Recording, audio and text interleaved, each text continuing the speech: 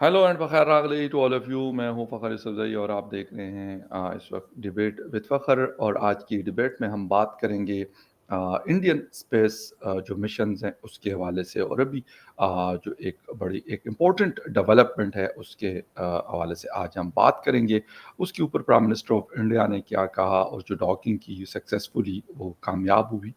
आगे क्या हो सकता है, क्योंकि अब ज़्यादातर जो बातें होती हैं हम वो सुनते हैं कि जी एआई का दौर है, जी डिजिटल दौर है, एडवांस दौर है, कम्युनिकेशन का दौर है और फिर स्पेस टेक्नोलॉजी का दौर है।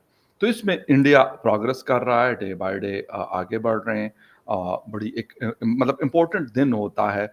और जो कंट्रीज़ इस रेस में शामिल है या कामयाब है, तो उनका जो सिस्टम है वो टेलीकम्युनिकेशन के हवाले से देखा जाए या फिर रिसर्च एंड डेवलपमेंट के हवाले से देखा जाए, तो वो बाकी कंट्रीज़ के मुकाबले में वो बहुत ज़्यादा एडवांस और अच्छा है। ख़ैर इस हवाले से आज हमारी बात होगी, और इसके साथ-साथ एक छोटी-सी डेवलपमेंट तो ख़ैर नहीं कहनी चाहिए, लेकिन यूएस ने कुछ 3 कंपनीज़ को ब्लैक लिस्ट से रिमूव किया है इंडिया के।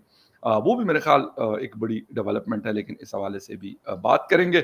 और बात करने के लिए हमें जॉइन कर रहे हैं हमारे बड़े अच्छे दोस्त, हमारे भाई डॉक्टर अभिषेक मिश्रा साहब। और वो बड़ा मतलब हँस रहे हैं, इससे पहले भी वो बड़ा ज़ोर से हँस रहे थे, अभी यू स्माइल है लेकिन वो क्यों है वो भी आपको ख़ैर हम बताएँगे, हम गपशप लगाते रहते हैं। ऐसी-वैसी गपशप करते हैं ना, इंडिया है, पाकिस्तान है, बांग्लादेश है, अफ़गानिस्तान है, आपस में जुड़े हुए हैं, कभी झगड़ा-वगड़ा भी हो जाता है, नाराज़गी भी हो जाती है, फिर आपस में एक ही प्लेट में खा रहे होते हैं, तो ये चलता रहता है। ख़ैर तो डॉक्टर साहब थोड़ा-सा इसरो की बात करते हैं, फिर मैं आपको उसी बात पे लेके आऊँगा जो मैंने शो से पहले कही थी। कि हम लोग That क्या will be कर the रहे हैं। juiciest part.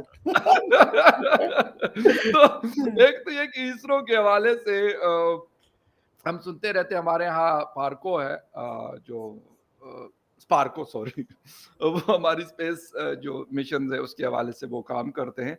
लेकिन अब थोड़ी सी उसमें तेजी आई है पाकिस्तान वाले में भी, क्योंकि हर महीने 2 महीने कुछ ना कुछ जो है वो स्पेस में भिजवा रहे होते हैं, गो कि चाइना की हेल्प से। लेकिन ये है कि फिर भी हमें खुशी होती है कि चले कुछ ना कुछ हम प्रोग्रेस कर रहे हैं इस हवाले से, और होनी भी चाहिए क्योंकि बड़ी सख्त जरूरत।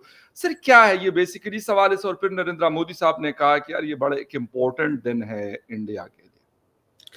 जी, थैंक यू फ़कर भाई। आपको, आपके सभी दर्शकों को ख़ैर रागले, आपको पखार मुपखैर, अभी जी, भी मुपखैर ही है। Thank you very much. और देखिए, सिर्फ़ मुझे नहीं लगता कि ये इंडिया के लिए ही कोई बहुत इम्पोर्टेंट दिन है, ये मानवता के लिए बहुत इम्पोर्टेंट दिन है। जितना ज़्यादा अचीवमेंट हम करते चले जाएँगे, ये तो ह्यूमैनिटी को उसका फ़ायदा होगा। एंड मुझे ये लगता है फ़खर भाई, ये कोई छोटी-मोटी अचीवमेंट नहीं है। मैं सुन रहा था इसरो के जो हुँ, साइंटिस्ट हैं, कई टीवी चैनल पे वो लोग, मैं चूँकि दिन में देख नहीं पाया, तो आज थोड़ा-सा शाम को मैंने एक इंटरव्यू देखा इसरो के एक साइंटिस्ट साहब का।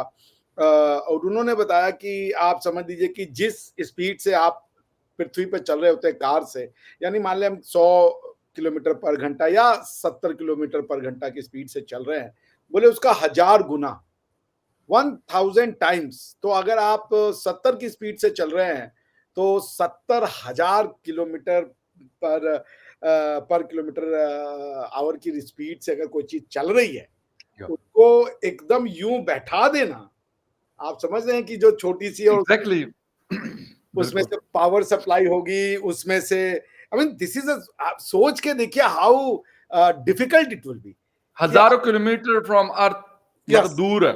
यस, बिल्कुल, स्पेस में ये आपके पास स्पेस में। एबिलिटी है कि दो इतने तेजी, रैपिड, इतनी तेजी से मूव करते हुए आर्टिकल्स को या ऑब्जेक्ट्स को ऑब्जेक्ट को आप जो है यूं डॉक कर दे रहे हो, और एकदम सटीक। I mean this is amazing. Mind blowing बाबा, ये कोई छोटी चीज नहीं है। बिल्कुल ऐसा ही है। तो मैं बड़ा एक्साइटेड हुआ, क्योंकि दिस मीन्स कि अब 2030 में इंडिया का अपना स्पेस स्टेशन होगा, सो बिग अचीवमेंट। तो हुँ। आप जितना, और फिर ये जो वेस्टर्न हेजिमनी थी, वो अब नहीं रहेगी। हालांकि अब मैं वेस्ट और ईस्ट के उससे जाना चाहता हूँ ऊपर, क्योंकि या एटलीस्ट अगर आप आउटर स्पेस ट्रीटी देखेंगे, there is something called outer space treaty. So outer space treaty में पूरी ह्यूमैनिटी ने एक वादा किया है कि ये सॉवरेनिटी का नॉनसेंस वो ऊपर लेके नहीं जाएंगे। So they have agreed कि as far as outer space is concerned, there is no one sovereign, it belongs to humanity. ठीक है ना? हुँ। तो that was something that I really liked about outer space treaty. तो it belongs to humanity. अब वहां पे मैं it will be seen to behold कि बिकॉज कि सारे इंसानों के पैसे हैं, मनुष्यों के ही पैसे हैं जो इकट्ठा हो करके और ऊपर जा करके, वो चाहे अमेरिकन पैसा हो, इंडियन पैसा हो, रशियन पैसा हो, ब्रिटिश पैसा हो, चाइनीज पैसा हो, सब मिलकर के ऊपर काम करेंगे तो फिर और ज्यादा अचीवमेंट होगा, फोर्स मल्टीप्लायर होगा। फिर जब ये अगर आप कल को वहां स्टेशन बना रहे हैं, उसके बाद आप ये एबिलिटी ले लेंगे कि आप मून को कॉलोनाइज कर सकें, या स्पेस में मार्स को कॉलोनाइज कर सकें। I mean then even space is not a limit, जिसे कहते हैं स्काई इज द लिमिट, या sky is not the limit. तो ये इस पूरे रीजन के लिए बहुत ही हर्ष की बात है, बहुत ही खुशी की बात है। मैं इसको इससे नहीं देखूंगा कि ये आपका नहीं है, ये जितना मेरा है नो, भाई उतना ही आपका है। सो बिल्कुल we doctor should sahab, be happy as a humanity. Absolutely right. और स्पेस में जितनी जितनी मतलब चीजें आ रही है, मतलब स्टारलिंक एलन मस्क ने स्टार्ट किया था, बट उसका फायदा आज मैं और दुनिया आप भी उठा सकते हैं अगर हमारी गवर्नमेंट उसको एक्सेप्ट कर ले, या उसकी जो भी प्रोसीजर होगा वो शायद इंडिया में भी, मैं क्योंकि पढ़ता रहता हूँ, पाकिस्तान भी अब सीरियसली उसके ऊपर सोच रहा है कि यार क्या तरीकाकार अपनाया जाए कि हम इस इंटरनेट और इस चीजों को, लाजमी सी बात है स्पेस में ही है वो सारी चीजें, वही इंटरनेट वही फोन की, मतलब हमें ना सिम की उस तरह की जरूरत पड़ेगी, ना किसी और चीज की पड़ेगी, ना ग्राउंड स्टेशन उस तरह के हमें चाहिए होंगे जिस तरह के अभी हम इर्द गिर्द देखते हैं कि बिल्डिंग्स पे टावर्स लगे हुए, बीडीएस टावर्स लगे हुए हैं, और हमारे शहरों में हमारे मोटरवेज हाईवेज के ऊपर। सर ये जो अभी स्पेस मतलब स्पेस के जरिए ये सारी चीजें हो रही है, क्या क्या ऐसा है कि जिसको हम, जिस तरह आजकल जी टेलीकम्युनिकेशन टेक्नोलॉजीज या जो क्या कहते हैं उसको, मतलब इस तरह का, जिस तरह स्टारलिंक है, इस तरह का इंटरनेट और ये वाली चीजें, इस पे भी बहुत ज्यादा काम हो रहा है, और कहते हैं कि यार आपका अगर डिजास्टर आता है, कोई और चीज आती है, तो आपको प्रॉब्लम नहीं होगी क्योंकि आपकी वो सारी चीजें स्पेस में। तो इस तरह की कुछ चीजें भी इंडिया इसमें काम कर रहा है। इसके अलावा क्लाइमेट चेंज के बहुत सारे इश्यूज हैं, वाटर के बहुत सारे इश्यूज हैं, और शायद हम और आप सबसे मोस्ट अफेक्टेड कंट्रीज में से आते हैं अनफॉर्चुनेटली दुनिया में। तो इस तरह की भी कोई डेवलपमेंट है अगर आपकी नॉलेज में हो, आपको पता हो इस हवाले से? हाँ, देखिए वो तो सैटेलाइट्स का काम होता है कि वो प्रिडिक्ट कर लेते हैं वेदर को। जो क्लाइमेट चेंज का तो खैर मुझे लगता है कि स्पेस से कम जो अर्थ पे एक्टिविटी हो रही है उससे ज्यादा लेना देना है। मगर देखिए मैं जानता हूँ कि हमारे यहाँ हमारा एक प्रदेश है उड़ीसा करके, जी। वो कोस्टल एरिया है और वहां पे चक्रवात आते थे। चक्रवात मतलब साइक्लोन आ गया, टाइफून आ गया, उससे इतनी ज्यादा हमारे यहाँ जानो माल की नुकसान होती थी। जो बेचारे मछुआरे वो सी बेल्ट के आसपास रहते थे, उस समय तो पता करने का कोई तरीका होता नहीं था। लेकिन पिछले 20 साल से आईएमडी जो है, इंडियन मेट्रोलॉजिकल डिपार्टमेंट जिसको कहते हैं, वो फकर भाई इतनी एक्यूरेट इंफॉर्मेशन होती है। वो कहते हैं ना, हम्म। 2 फरवरी को 3:40 पे यहाँ पे लैंडफॉल होगा।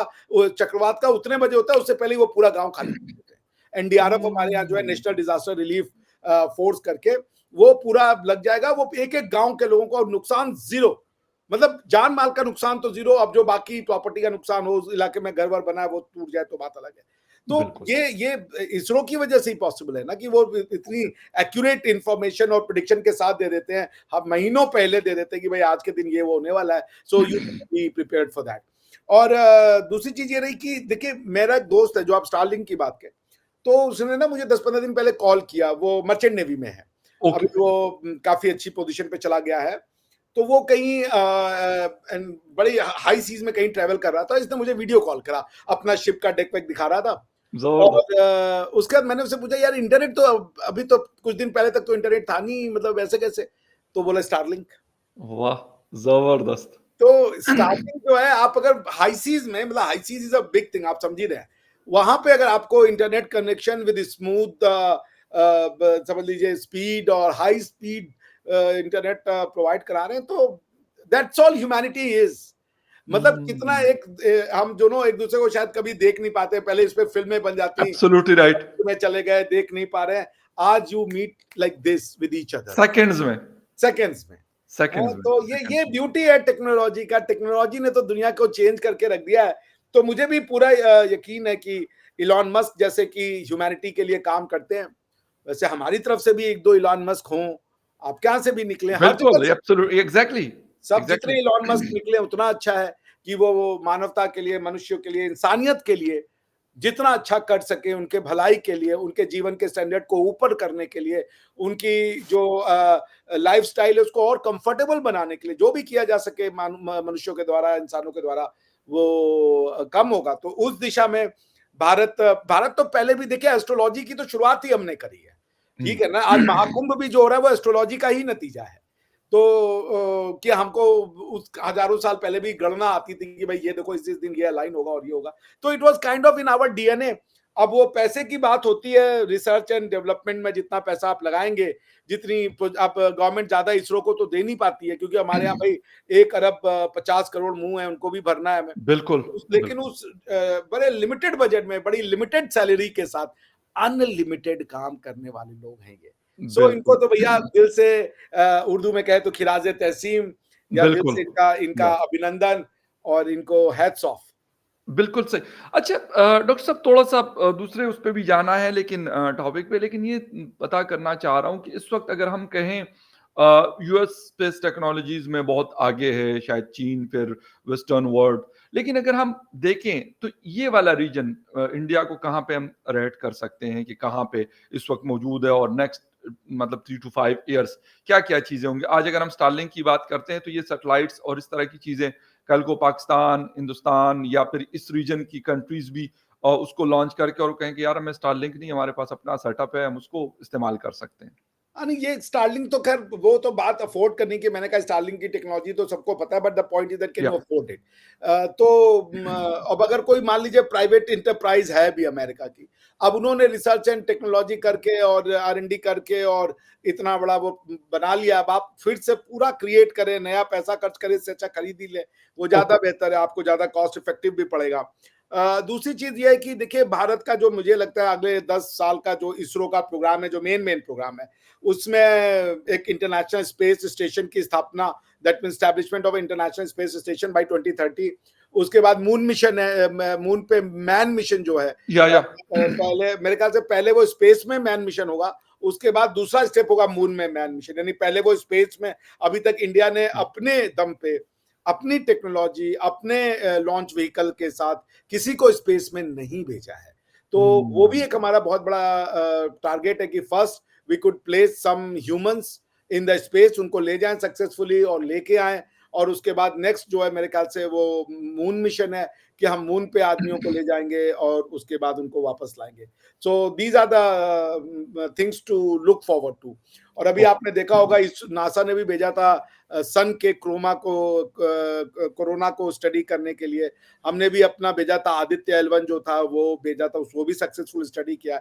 सो we are doing what we can in a limited resource, because हमारे पास थोड़ा रिसोर्स की भी कमी है, तो क्योंकि हमें सबको देखना है, साइंस एंड हाँ। टेक्नोलॉजी को भी हम नहीं छोड़ सकते। उसी तरीके से हम अपने यहाँ के जो लोग हैं जिनको सरकारी मदद चाहिए, उनको भी पीछे नहीं छोड़ सकते, और उसको देखते हुए सरकार ने काफी अच्छा काम किया। जी। No doubt about that. अच्छा डॉक्टर साहब बात करेंगे यूएस इंडिया की और अभी क्योंकि ये ताज़ा खबर ही मैं कहूँगा कि कुछ कंपनीज़ को यानी 3 कंपनीज़ को जो सिविल न्यूक्लियर के ऊपर काम कर रही हैं उन वो ब्लैक लिस्ट में थी, उसको हटाया गया, उस लिस्ट से हटाया गया और चाइना की 11 कंपनीज़ को उस लिस्ट में शामिल किया गया।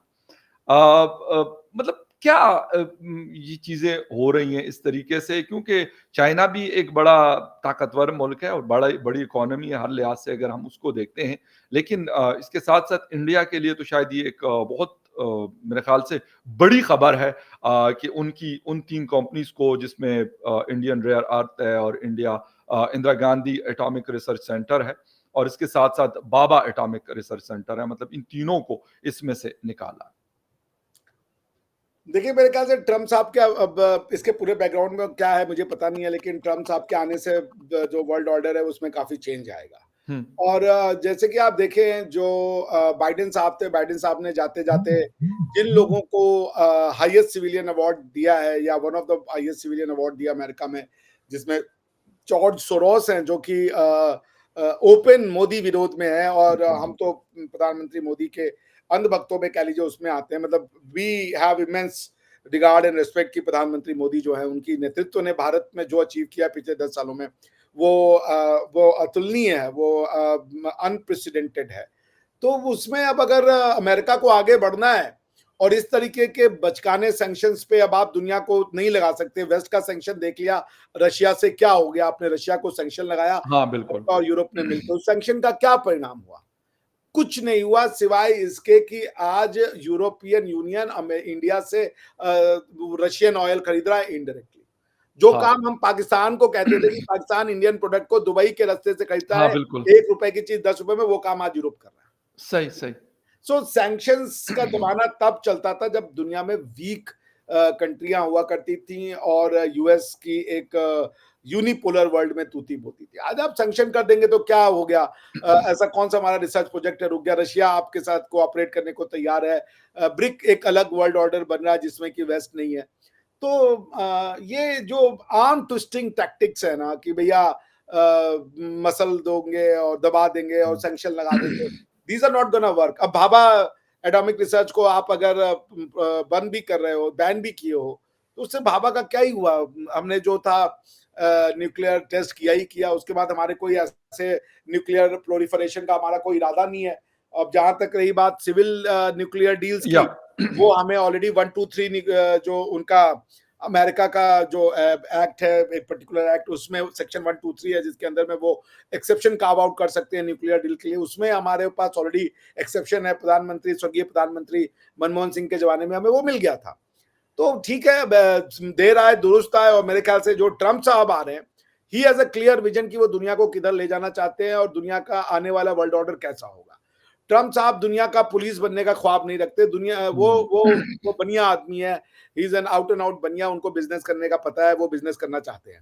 वो दुनिया को ट्रेड की नजर से देखते हैं और वो दुनिया को गन और डिस्टेबिलिटी के नजर से नहीं देखना चाहते कि इसको डिस्टेबलाइज कर दो, उसको डिस्टेबलाइज कर दो। उनका कोई इंटरेस्ट नहीं है किसी के पॉलिटिकल इंटरफियरेंस में।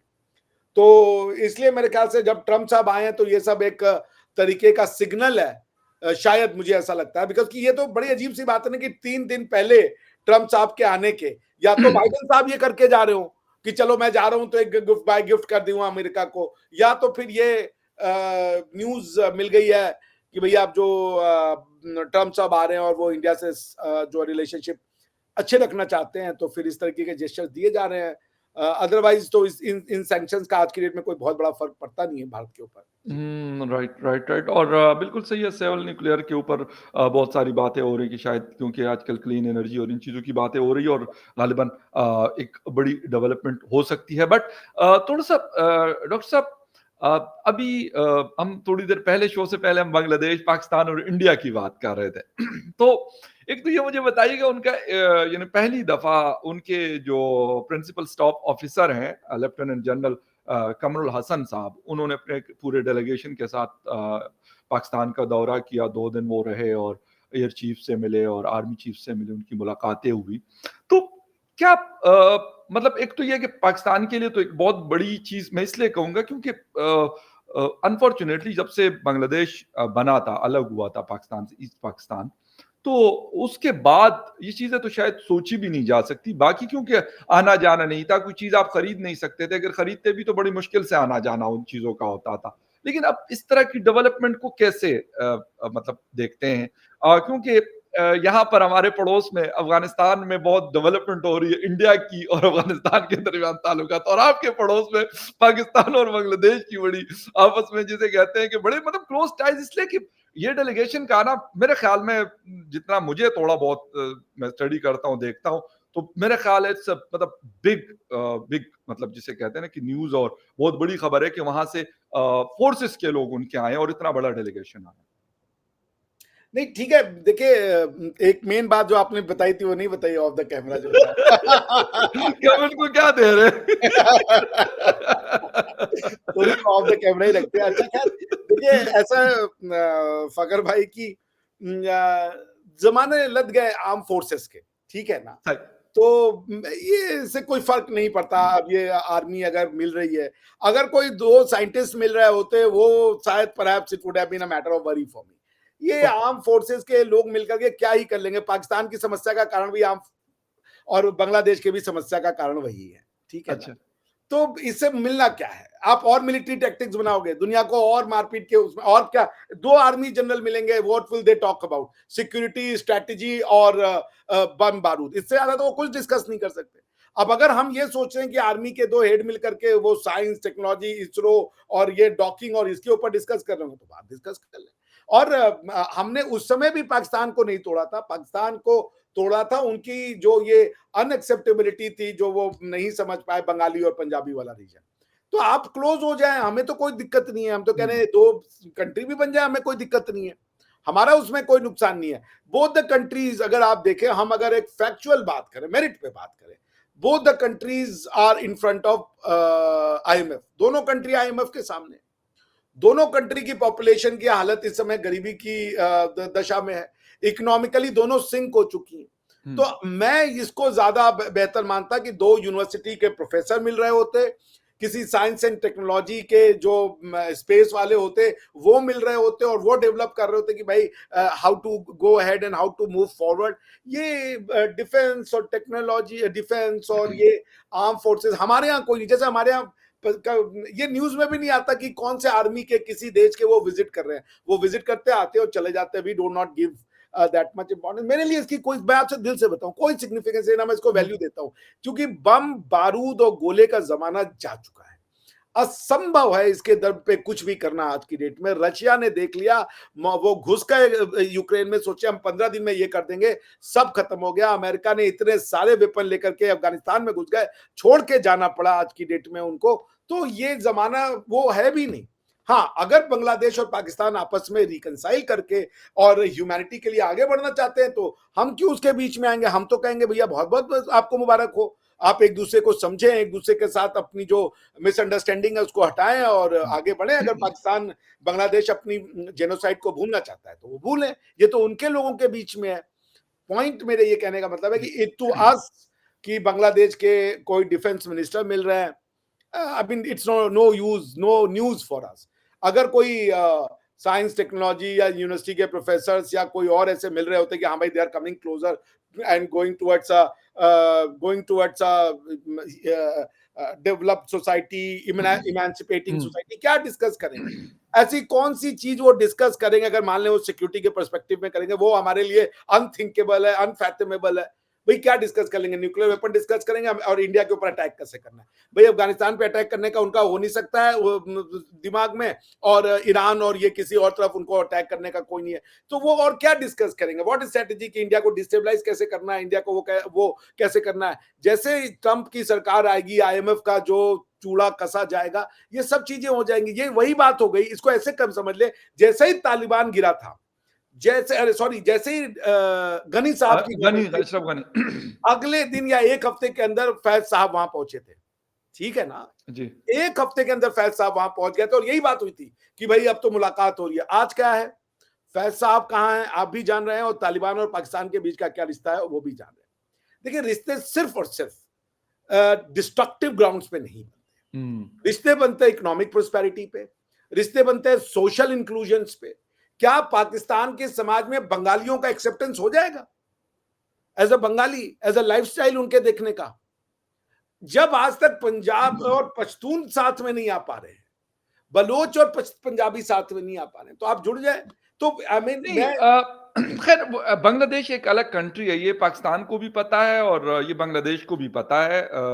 मेरा नहीं ख्याल कि उस तरह की कोई चीज होती है। अगर हम यहाँ के प्रोविंसेस की बात करते हैं तो वो तो पाकिस्तान के मतलब इस फेडरेशन का हिस्सा है, बट बांग्लादेश तो नहीं है। बांग्लादेश के सिर्फ ये है कि पहले यानी ये हालात थे कि हमारे दरमियान कोई डायरेक्ट फ्लाइट नहीं थी, वीजा बड़ी मुश्किल से मिलता था।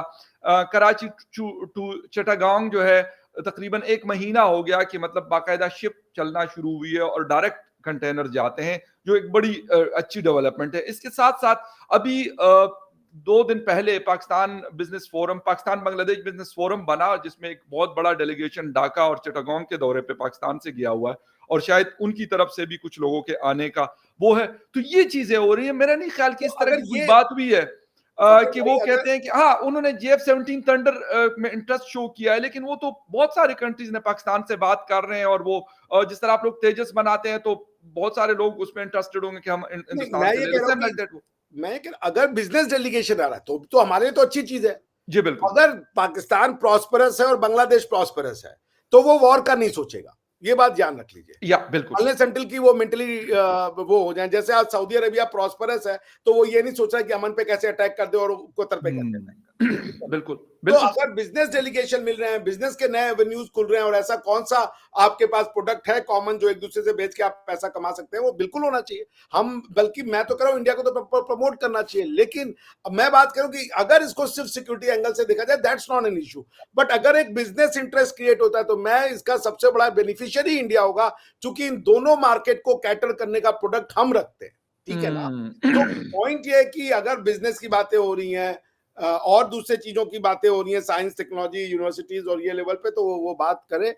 मगर मैंने ये कहा आपसे कि मेरा ये कहने का मतलब नहीं था कि जी, बांग्लादेश की बिल्कुल। कंपेयर उस प्रोविंस से होनी चाहिए पाकिस्तान की। मतलब मैं सिंपल ये कह रहा हूँ कि वो फीलिंग लाना जो रिक्वायर्ड है उस people to people contract, contact में, पीपल टू पीपल कॉन्टैक्ट की, बिल्कुल। उसके लिए थोड़ा टाइम लगेगा, बिकॉज कि फिर वो डिफरेंट नेशनलिटीज को एक्सेप्ट करने का भी no ability. Doubt about that मेरे ख्याल डॉक्टर साहब उसके लिए टाइम क्योंकि 50 साल की दूरियां हैं तो वो लाजमी सी बात है कि वो सारी चीजें खत्म होना एकदम से तो नहीं चीजें होती लेकिन अगर कारोबारी लिहाज से मैं तो हिंदुस्तान के हवाले से मैं कल अपने शो में बात कर रहा था कि यार अगर हम दुबई के जरिए वही हिंदुस्तान की प्रोडक्ट खरीद सकते हैं और अगर हमारी ऐसी चीजें कि वो दुबई के जरिए वहां से खरीद सकते हैं और महंगा खरीद सकते हैं वो फायदा दुबई के शेख ज़ैद साहब की कंट्री को हो रहा होता है तो अगर डायरेक्ट यहाँ के लोगों को शायद ज्यादातर शेख ज़ैद साहब की तो एक पॉपुलेशन भी इतनी नहीं है और पैसा भी उनके पास बहुत है तो बजाय इसके कि उसको जरूरत नहीं है तो हम उनको दे रहे हैं यहाँ के लोगों को जरूरत है तो हम उनको नहीं दे रहे मेरे ख्याल ये ज्यादा एक बेहतर चीज हो सकती है और बांग्लादेश के दरमियान भी लाजमी सी बात है कि बड़े कंट्रीज में इसलिए आता है कि पॉपुलेशन उनके पास भी 20-22 करोड़ पॉपुलेशन है 24 हमारी है 125-30 करोड़ हिंदुस्तान की है तो एक बड़ी पॉपुलेशन बनती है लेकिन सबसे बड़ी बात यह कि ये सोचेगा कौन ये अहम मुद्दा है और अगर कोई सोचेगा तो मेरे ख्याल में वो सबसे बेहतरीन इंसान वही होगा कि वो ये सोचेगा डॉक्टर साहब थैंक यू वेरी मच आपके टाइम का बहुत शुक्रिया कि आपने शो ज्वाइन किया and viewers thank you very much for watching debate with Fakhar Yusuf किसी और डिबेट में आपसे फिर मिलेंगे तब तक के लिए take care and bye thank you Fakhar भाई। Thank you so much thank thank you. You